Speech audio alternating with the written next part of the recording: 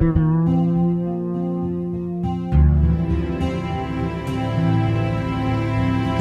un Gita sevi dēvē par populārajām meitenēm, un pamatot jāatzīst. Populāru brendu drēbes, populāru zīmolu apavi, kosmētika, izklaides, viņām piemīt viss, kas ir modē un kas tūdaļ būs modē. Viņām ir sava kompānija, sava svīta, savs fanu klubiņš, par viņām runā visi. Bet šis ir stāsts par viņu klases biedrini Baibu. Baiba nav populārā meitene, viņa arī nav populāro fanu klubiņa biedre.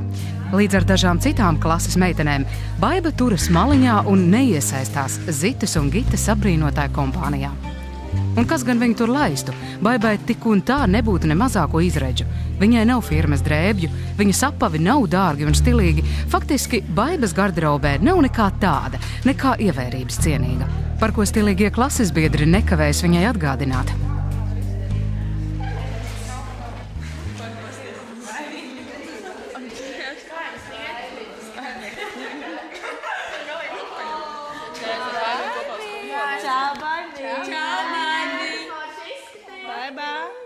Baibiņā! Tas norīs mēli? Manīgās reālēs, ne? Kur viņi pirk kopās?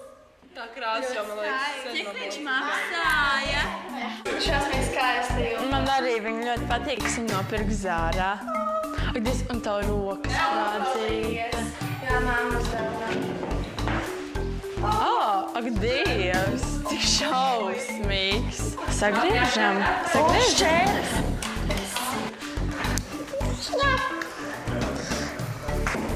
Blēs viņu. Saplēs, lai neizstāv. Ir gadījies, ka Baibas drēbes tiek speciāli sabojātas, un tieši Zita un Gita vienmēr ir pirmās, kas nejaucību pamana. Un tūdaļ par to uzzina visi.